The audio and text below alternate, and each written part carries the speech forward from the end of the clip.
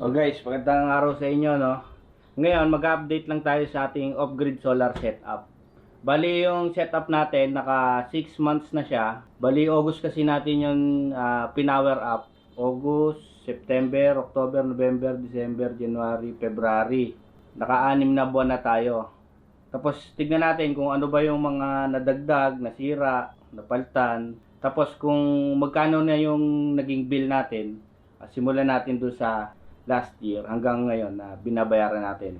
Kung may nabago ba, nadagdag o kung anong nangyari dun sa ibang bill, bakit tumaas, bakit bumaba. Tingnan natin. Umpisahan na natin dun sa bill natin. Bali yung bill namin ay paperless na, laging nasa cellphone na lang. Itong bill natin ng February, ito March 1 yan pero February na bill 3.2, nung March 3.7, April ang taas 4.9, last year no. Tapos May 3.7, 3.6, June, July 3.3, hindi siya nababa ng 3,000 no. Pinakamalaki 4.9, 6.6, April, ano yun, tag-init talaga yon. Tapos nag-ipon tayo ng pambili ng solar setup, unti-unti lang natin binili yon. August, nag-setup na tayo, pero mga August 20 o 19 yata yun, doon lang tayo nag-power up ng ating solar. Tapos ang sumunod na bill na ay naging 1.8 noong September, October 1.8, November 2.6 na siya kasi bagyuhan yung time na yan. Tapos ang pagkakatanda ko dyan, nasira yung ating automatic transfer switch. Umorder muna tayo bago tayo nakapag solar ulit.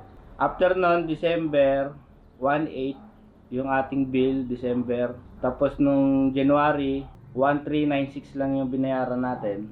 Tapos itong huli, yung binayaran natin ng February ay 1,500. Bali malaki talaga yung naibawas niya, no. Depende na lang kung may masisira, kung titigil yung system natin. Yun ang magiging bill, tataas ulit. Kagaya nito 2.6. Laging makulimlim kasi may bagyo. Halos isang linggo na makulimlim, ganon. Hindi tayo makaharvest talaga ng maganda. Bali ang setup natin, papakita ko sa inyo mamaya. Ang solar panel natin ay dalawang 550 watts na Ian Solar. In-order ko siya sa Facebook. Tapos ang gamit nating solar charge controller, dalawa din na SRNE 40 ampere. In-order ko siya sa Shopee. Tapos gumamit din tayo ng Payto na inverter, 3,000 watts yung peak power, pero continuous load niya ay hanggang 1,500. Tapos ang gamit nating battery dati ay Gentile 12.8 volt 280 Ah na LiPo4. Tapos doon din natin siya sa Shopee nabili. Pero ngayon ang gamit kong battery, kasi nagkaroon tayo ng battery, ang gamit ko ngayon ay watt cycle na 12 volts 314 Ah. Mas malaki yung capacity, kaya yun yung ginagamit ko ngayon. Bali pinadala lang yun sa atin, kaya yun yung ginamit natin. Dati nung 280 Ah yung gamit ko, madaling araw nagkakat na yung ating solar. Ngayon yung 314, kalimitan umaabot na siya ng umaga, magcha-charge na. Kaya yun yung ginamit ko. Tapos yung LBD natin na 12.8, ginawa ko ng 12.4, mas mababa ng konti. Kaya humaba rin yung working hours ng ating battery. Ayun, papakita ko sa inyo. Ito yung ating battery na Gentile. Yan. Bali, siguro mga 1 linggo mahigit ko nang hindi ginagamit to. Ang gamit ko na ngayon ay itong ating 12 volts 314 Ah ng watt cycle. Yan. Bali malaki kasi yung capacity niya, maganda ano. Tapos ito yung ating setup. Ito yung dalawang SRNE na 40 ampere. Tapos meron tayong ito watt meter. Tapos itong mga breaker, itong solid state relay, meron tayong ATS. Ito yung ating Payto. Bali ito kasi nagkaroon na ako ng issue dito. Kapag nagsasaksak ako ng mga electronics, minsan nagpi-flicker yung ating kuryente, no? Kaya naglagay ako sa load natin ng EMI filter, pero hindi pa rin na-solve yung ating issue. Kaya pagka bumili kayo ng inverter, wag na yung ganito. Hindi ko siya na nire-recommend. Pero nagana pa rin siya hanggang ngayon. Yun lang ang issue ko dyan. Yung, ayun nga, nagpi-flicker siya. Tapos, kung bibili kayo ng inverter, yung hybrid na kayo o kaya ay toroidal na inverter. Tapos meron tayong, ito, yung pan ko kasi hindi ko pa rin naayos. Ayan, meron yung pan. Nakaset yan kapag tumaas na ng 42 degrees Celsius, gagana yung pan. Hindi natin naayos kasi nga plano ko tong palitan, kaya lang hindi pa natin napapalitan. Kasi dalawa na yung aking battery. Tapos mataas yung capacity parehas. Hindi naman siya pwedeng ipag-series para maging 24 volts. Pwede sana siya maging pagsamahin kung 12 volts pa rin na parallel. Ipaparallel natin yung 280 tsaka 314. Kaya lang, kailangan din natin magdagdag ulit ng solar panel tsaka ng charge controller. Iniisip ko kasi kung mag-hybrid tayo, may sarili na siyang controller.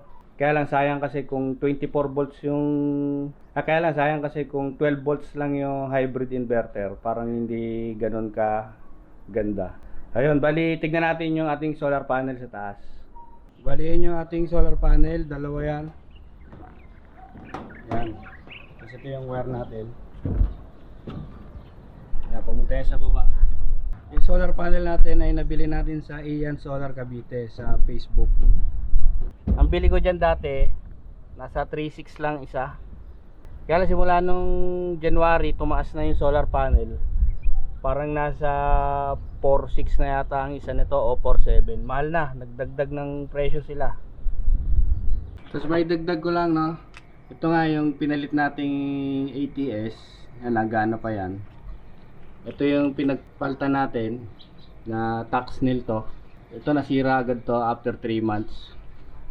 Kasi ito na yung pinalit natin.